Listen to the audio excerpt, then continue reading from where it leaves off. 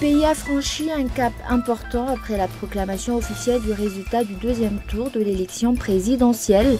Une élection qui, selon tous les observateurs, a été faite dans une totale transparence.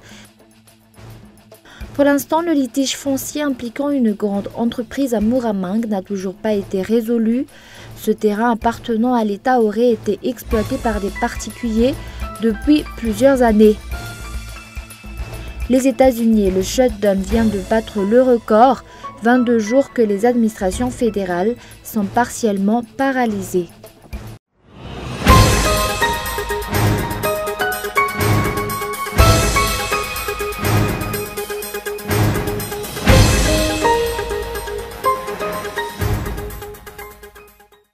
Bonsoir à tous et bienvenue dans cette nouvelle édition du journal en version française sur Cool TV.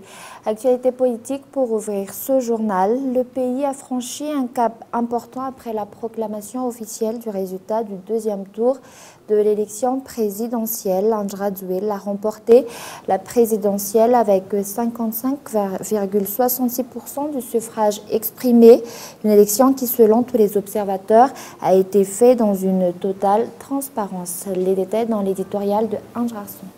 Cela fait plusieurs années que le peuple malgache attend ce moment, le moment où un régime qui mettra en place un véritable état de droit, conforme aux lois en vigueur et qui permettrait de mettre en marche le développement du pays, un développement dont chaque citoyen pourra enfin bénéficier, sera mis en place. Il y a quelque temps encore, la corruption et le népotisme dominaient, à tel point que les dirigeants ne se souciaient plus du quotidien de la population, qui n'a eu de cesse de se dégrader. Les finances publiques servaient les intérêts d'une minorité au lieu de celui du peuple à qui son usage devrait pourtant revenir de droit, entraînant ainsi l'insécurité, que ce soit en zone urbaine ou dans les zones rurales. Cette situation a affecté la possibilité des agriculteurs de cultiver en toute sécurité, limitant ainsi la production agricole du pays. Cette production ne suffit donc plus à couvrir les besoins nutritionnels de la population. Aujourd'hui, le peuple malgache a voté pour un jeune chef d'État capable de redresser le pays, un président de la République capable de tendre l'oreille pour connaître les besoins de la population, qui a un programme bien déterminé et qui a fait le serment de servir le peuple malgache.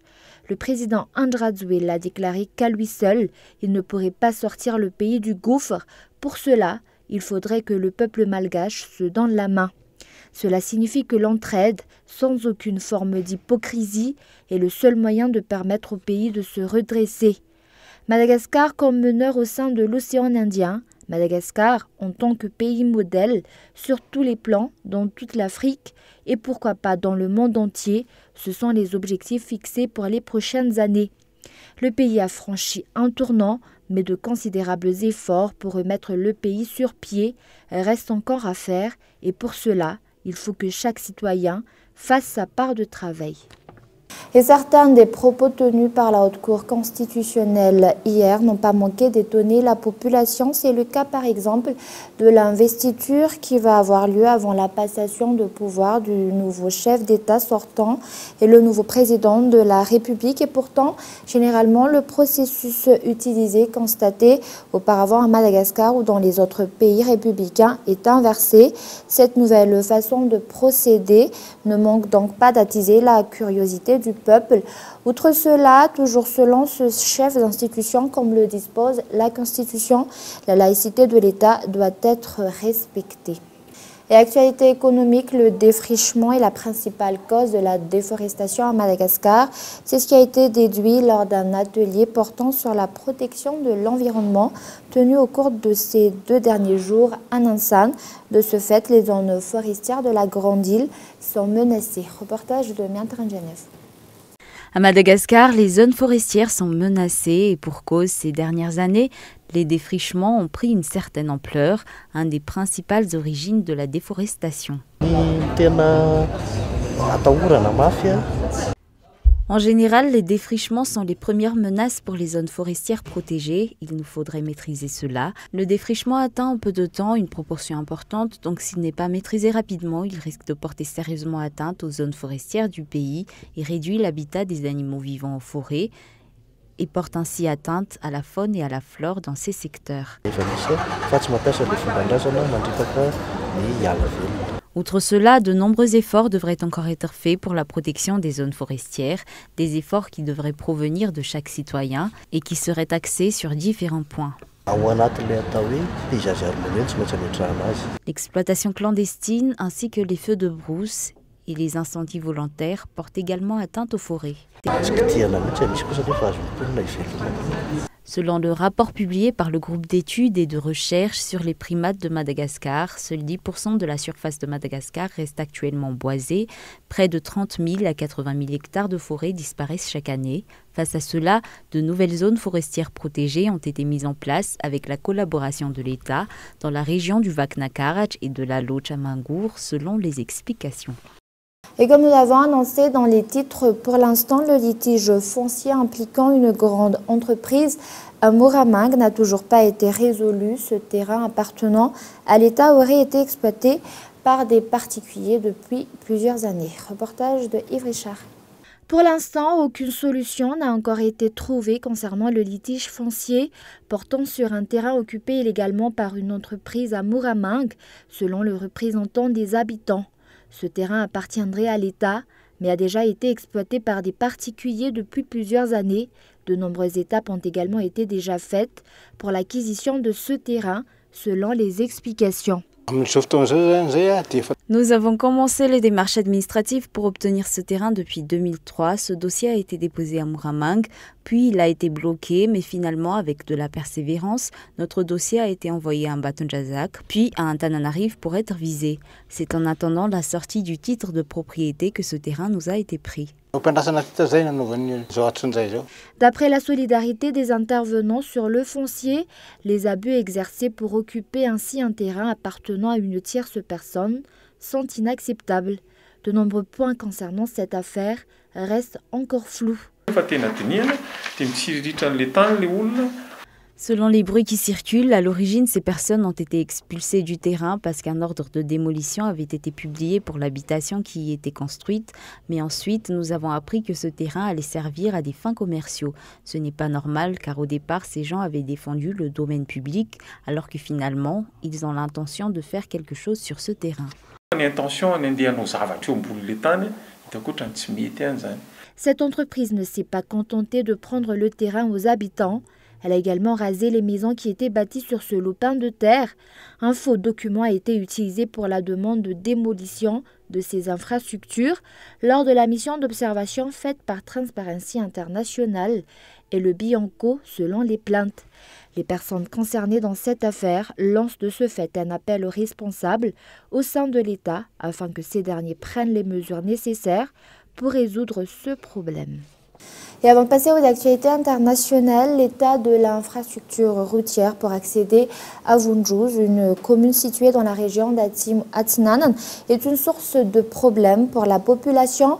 Le mauvais état de l'infrastructure routière a fini par entraîner l'enclavement de cette commune, une situation qui porte atteinte à la production locale et l'écoulement des produits. Un problème conséquent puisque près de 97% des habitants sont des agriculteurs. Et dans ce secteur, on produit essentiellement du poivre et du café. Et à cela s'ajoute le manioc et le riz. Et nous passons maintenant aux actualités internationales. Les États-Unis et le shutdown viennent de battre le record. 22 jours que les administrations fédérales sont partiellement paralysées, faute d'un compromis de budget entre les opposants démocrates et la Maison-Blanche. Reportage de France 24. Administration, musée et monuments fermés. On est venu à Washington pour visiter la Maison-Blanche. C'est vraiment dommage. Nous sommes en décembre 1995. Du jour au lendemain, 280 000 employés fédéraux se retrouvent au chômage technique. C'est 3 fois moins qu'aujourd'hui. À l'époque, certains d'entre eux ont le sentiment d'être les victimes collatérales du jeu politique. Mon sentiment, c'est que les employés fédéraux sont utilisés à des fins politiques. Aujourd'hui, la bataille oppose Donald Trump, un président républicain, à Nancy Pelosi, la présidente démocrate de la Chambre des représentants. Au cœur du shutdown, les 5,7 milliards de dollars réclamés par Donald Trump pour construire un mur à la frontière mexicaine. Notre pays est envahi par les criminels et la drogue. Et nous allons y mettre un terme. En 1995, celui qui occupe le bureau ovale est un démocrate, Bill Clinton. Face à lui, le républicain Newt Gingrich. Son camp veut couper certaines dépenses fédérales, alors que le président, lui, souhaite plus de fonds pour la santé, l'éducation et l'environnement. La crise durera 21 jours en tout. Le président, loin de nous aider à obtenir un budget équilibré et de respecter sa parole donnée au peuple américain, va dans la direction inverse. Une crise qui trouve son épilogue début 1996, lorsque le président Bill Clinton accepte un accord bipartisan. En sera-t-il de même en 2019? À Washington, en tout cas, ce n'est pas la tendance actuelle. Et la mobilisation des Gilets jaunes en France, acte 9 ce samedi. Des manifestations sont prévues à travers de nombreuses grandes villes en France. Reportage. Novembre, ces Gilets jaunes occupent cette route départementale de Seine-et-Marne. Comme Nathalie qui gagne 300 € par mois sans les aides, ils ne monteront pas à Paris pour manifester. J'espère que le président va finir par céder, parce que sinon tout le monde est essoufflé, on va dire, hein, mais on ne lâchera pas. On lâchera pas. Mais moi, je ne monterai pas sur Paris, je préfère rester là. Même intention ici à Sens. Ces Gilets jaunes sont bien décidés à ne pas quitter leur rond-point. Ils l'ont surnommé le rond-point des Gaulois. Il n'y a que les CRS qui nous délogeront, il n'y a que qui nous font partir, mais si on part, le lendemain, on revient. Retirer tout ce qui pourrait servir de barricade, de combustible comme ces sapins de Noël ou bien de projectiles. Tout est enlevé jusqu'au moindre carton. À la veille de ce 9e samedi de manifestation, le centre-ville de Montpellier se prépare. On ramasse tout, hein, et on ne laisse rien traîner. Il faudrait tout ce qui est palette, tout ce qui est encombrant, tout ce qui est au cœur de la ville, quoi. À Rouen, les commerces se barricadent une fois de plus pour éviter les dégradations. Car 2 mois après la naissance du mouvement, les Gilets jaunes ne semblent rien avoir perdu de leur détermination. Non, c'est pas fini. Ça ne sera pas fini. Tant qu'il n'y aura rien de posé sur la table, tant que les élus n'écouteront rien, le mouvement il va monter encore plus. Si ces irréductibles n'entendent rien lâcher, la grande inconnue reste la mobilisation. Mais déjà, la police se prépare à une ampleur du mouvement comparable à celle d'avant les fêtes. Et avant de se quitter, je vous rappelle les grands points de ce journal. Le pays a franchi un cap important après la proclamation officielle des résultats du 2e tour de l'élection présidentielle par la Haute Cour constitutionnelle. Andrade Zuel a remporté cette élection avec 55,66% du suffrage exprimé. Et pour l'instant, le litige foncier impliquant une grande entreprise à Moorameng n'a toujours pas été résolu. Ce terrain appartenant à l'État était exploité par des particuliers depuis plusieurs années. Et enfin, les États-Unis et le shutdown vient de battre le record.